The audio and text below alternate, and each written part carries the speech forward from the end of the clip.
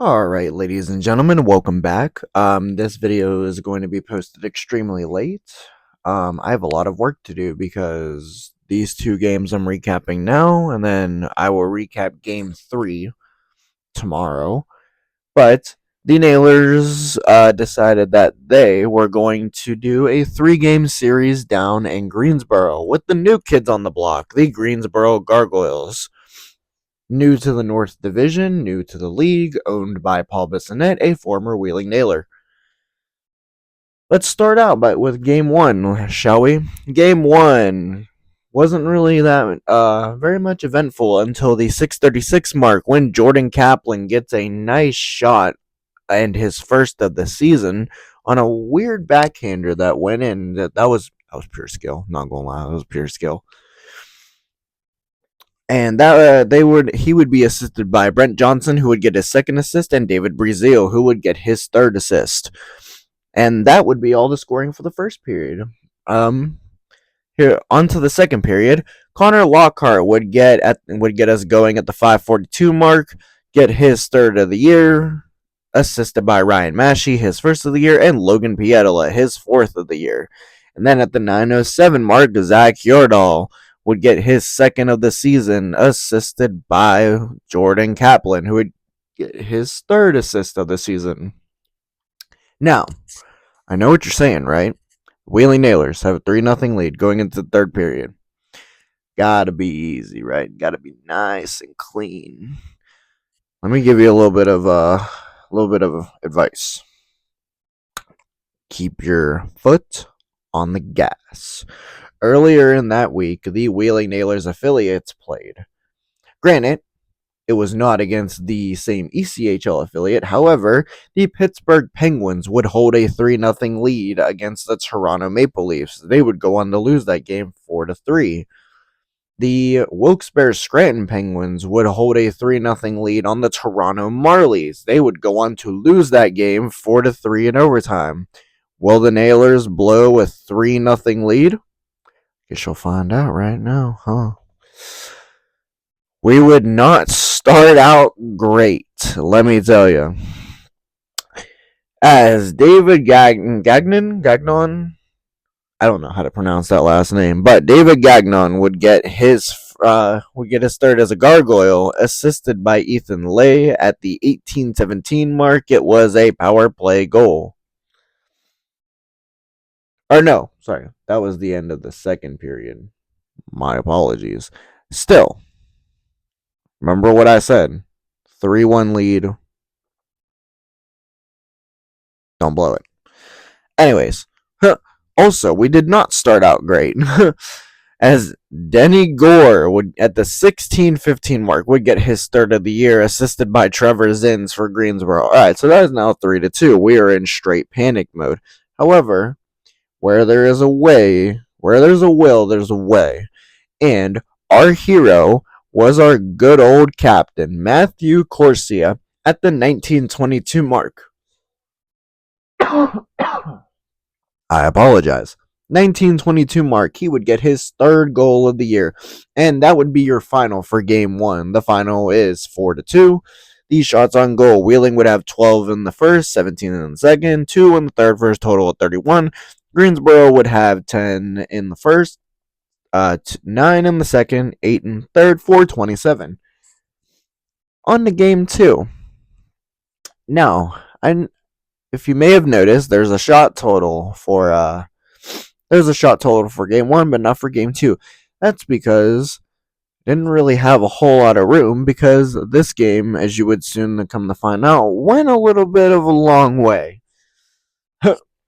Game 2 started out by Patrick Kite for the Greensboro Gargoyles getting his second of the year at the 6:42 mark. It was assisted by Ethan Lay, who would get his fifth assist of the year. Then, in the second period, yes, there was no more scoring after the first period. Crazy. In the second period, Ryan Massey would get his second of the year, assisted by Mike Posma, who would get his first, and Tommy Budnick, who would get his fourth. There was no scoring at the end of the second period. Let me tell you, this is not very good. Not very good timing. Speaking of timing, the Wheeling Nailers 2 days ago before this game signed a guy named Eric, or we traded for a guy named Eric Parker. He would eventually, well, we traded for him, and we traded away our rights to David Jankowski. As much as I love David, I gotta hate him now because I mean, problem is that he was solid. He was a solid winger for us, but like, you didn't want to play for Wheeling. You probably weren't coming back. So you had to get something for him. It's the same with Matt Koopman. We traded Matt Koopman for actually Jordan Kaplan and Ryan Massey, who are paying dividends right now for us. But I mean, you didn't want to play for the team, so you ended up signing the qualifying offer. And I did find out that he eventually did sign with Norfolk. Kudos to him, I guess. But that was all thanks to David Drake, apparently. Which I got some words for David Drake too. As much as how long he played for the Nailers. I mean, unfortunately, you're now numero enemy one.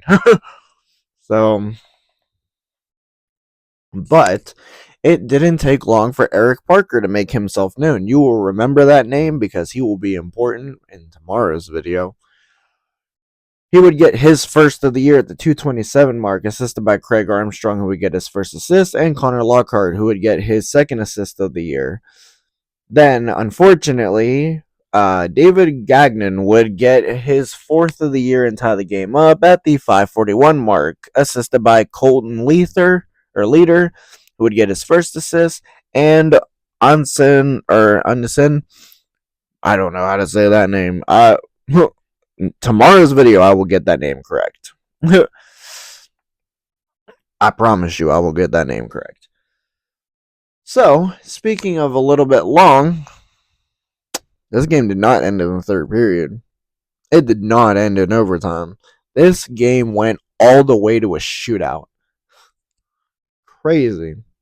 And while I was listening to the game, just trying to get, the feel of the game, the Gargoyles would shoot first.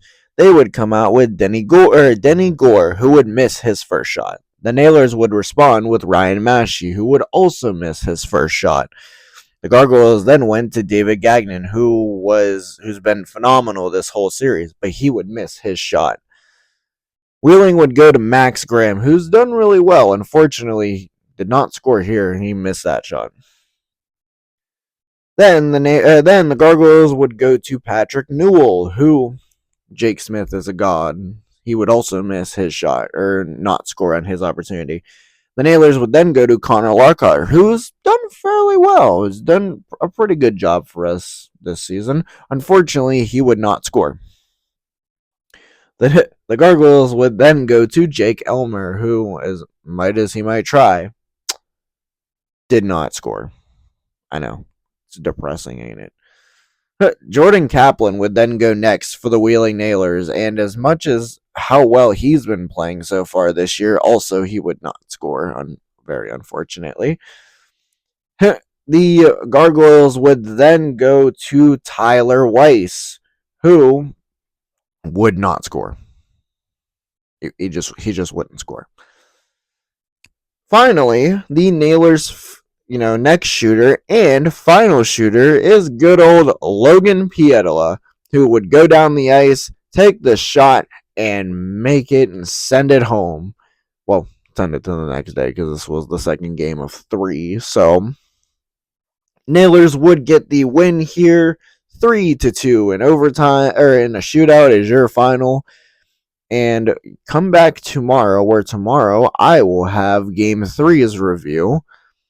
I was trying to figure out how I was going to do this, and with 3 games in a row, it's easy to do it with 2 games in a row. But Game 3 would have to be a separate video, which is what's probably going to have to happen. So, that being said, thank you guys so much for watching. I really appreciate it, and I will talk to you guys later. Peace.